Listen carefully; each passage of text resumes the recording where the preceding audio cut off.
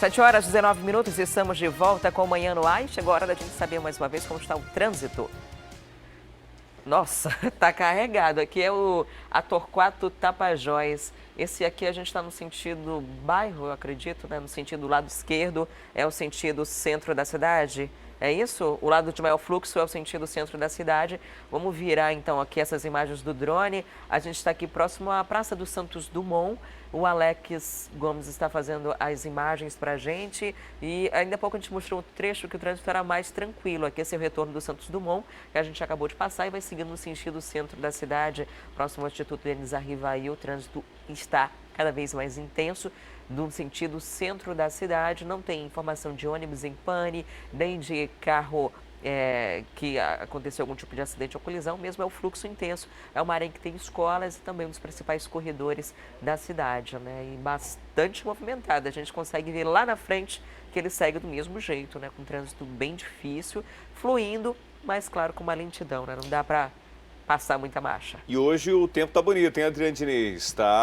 É um dia para colocar roupa no varal. Um dia para lavar roupa. Um dia para lavar roupa. E sabe uma coisa que a gente percebe também aqui, Adriane Diniz? Não só na Torquato Tapajós, mas na Avenida Constantino Neri, na Marques Teixeira. Olha ali a faixa exclusiva dos ônibus, né? Nenhum ônibus em circulação enquanto os carros estão se espremendo aqui do lado direito e também ônibus, o transporte coletivo aqui no lado direito, né? E isso acontece porque não tem ônibus para circular na faixa exclusiva do transporte coletivo.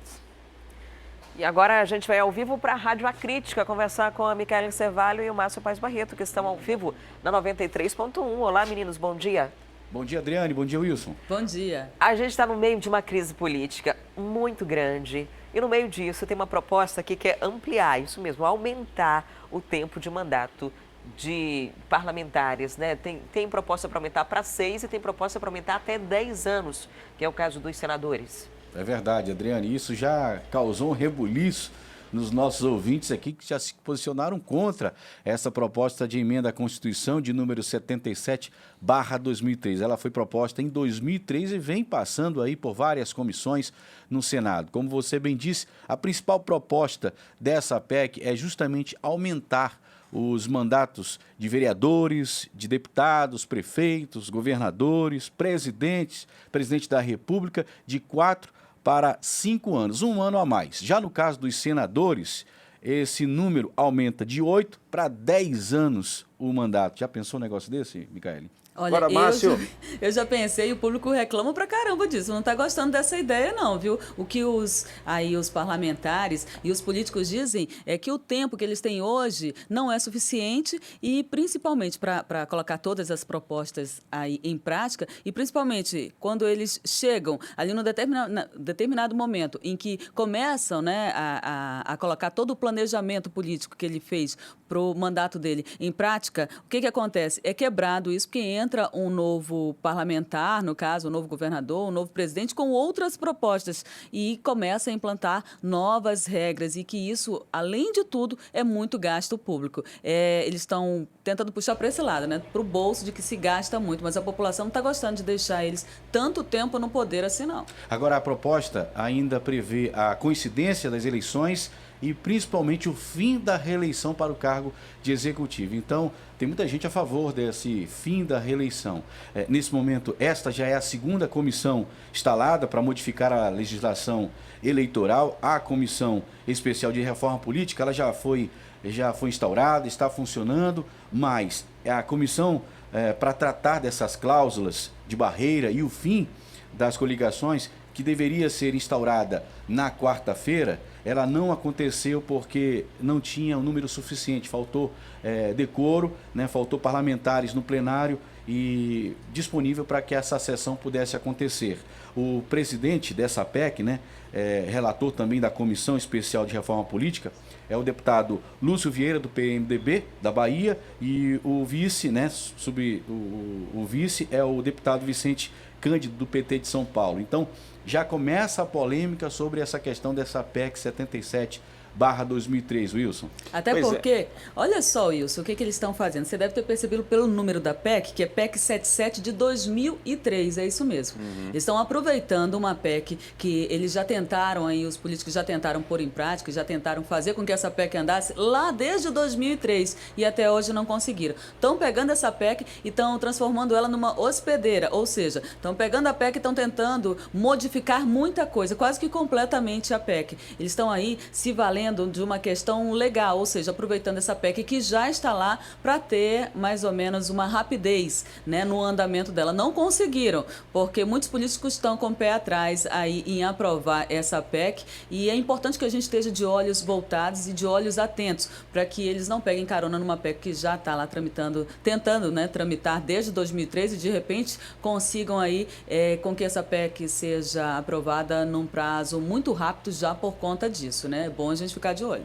Pois é, a discussão é interessante, a discussão é boa, mas o momento não é propício para que isso aconteça. Não é um momento oportuno, né? Porque a gente vive um momento de incertezas. Então é muito difícil que você vá ter quórum suficiente para aprovar uma medida dessa que muda assim, drasticamente o processo eleitoral, né? Porque acaba a reeleição, a proposta é acabar a reeleição para prefeito, para governador e também para presidente da República, né? E colocar todas as eleições para acontecerem no mesmo período. Não é isso aí seria É interessante, isso né? Porque a gente tem a cada 2 anos eleição, o custo é milionário, só para você ter ideia. Só na eleição aqui no Amazonas, agora, suplementar, vão ser investidos cerca de 18 milhões e meio de reais. Imagina quando você estende isso para o país inteiro, para os confins do país, né? As áreas mais distantes, todo mundo votando e votando a cada 2 anos, né? Se pudesse unificar mesmo, haveria uma economia. O problema maior seria essa extensão de mandatos, principalmente de senador. Imagina o cara ser eleito ali com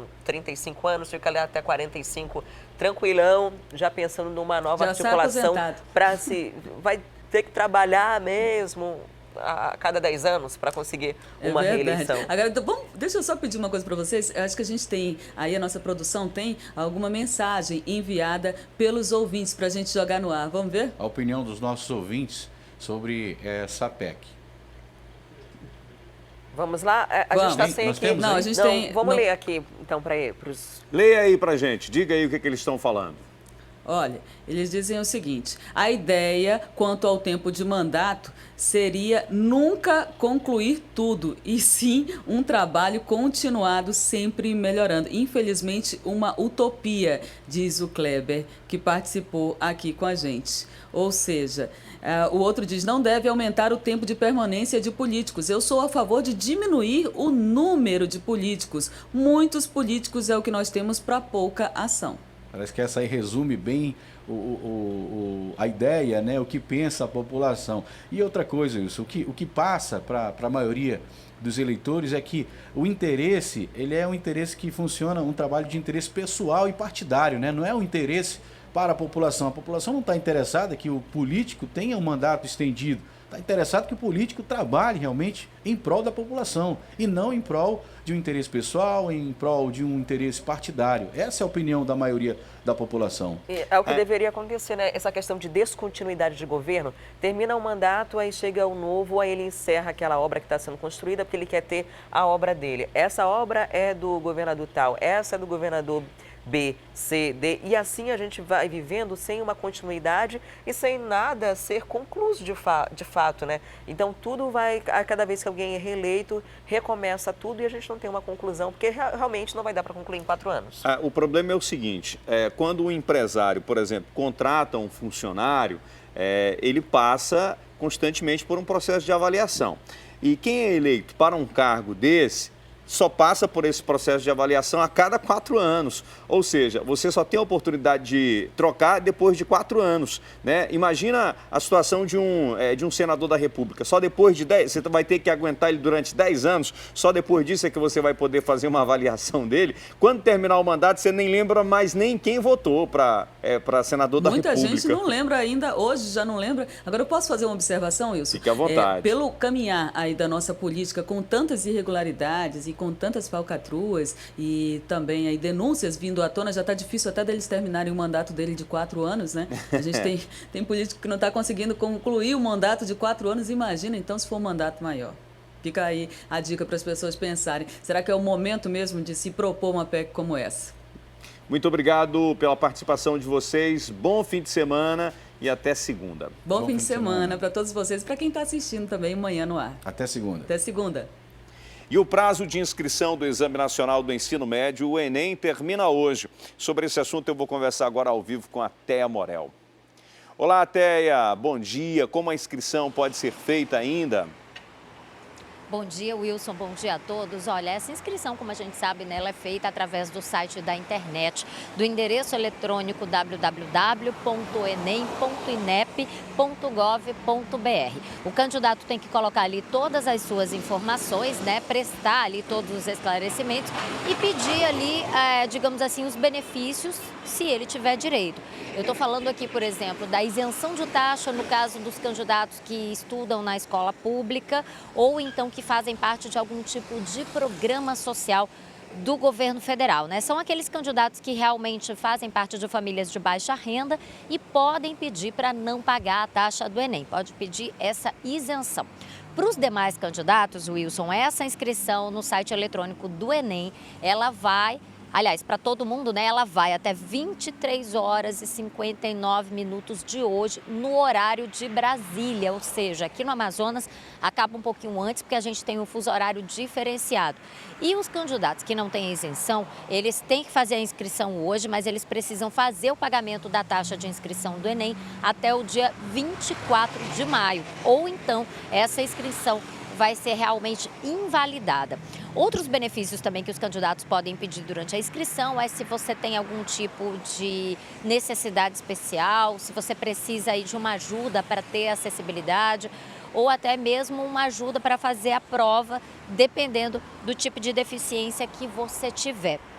O Enem termina a inscrição hoje, ainda tem muito tempo para o candidato se preparar, mas ele é uma prova muito importante, né? O Exame Nacional do Ensino Médio, ele é uma prova que te dá acesso não apenas às universidades públicas aqui do nosso país, né? Mas ele é necessário, depois que você obtém a nota do Enem, né? Para que você participe de vários programas. O ProUni, que é a entrada naquele programa de bolsas dentro das universidades particulares, depende da nota do Enem. O SISU, que é a entrada realmente, o sistema de entrada realmente nas universidades públicas, depende da nota do Enem. Você tem também programas como Pronatec, tem programas como FIES, que é o financiamento, todos os programas que a gente está sempre falando aqui no Manhã no Ar, e eles dependem da nota do Enem atualizada. Então é muito importante para esses candidatos que estão em dúvida, que façam a inscrição ainda hoje. Quanto mais cedo, melhor, porque a gente sabe que site eletrônico, às vezes, tem aquele problema ali da superlotação, né, da grande procura, da lentidão que a internet acaba promovendo para a gente quando existe uma grande procura num determinado site. Então, o ideal é que a pessoa realmente faça essa inscrição o quanto antes para participar do Exame Nacional do Ensino Médio. Ok, Teia, muito obrigado. Até daqui a pouco.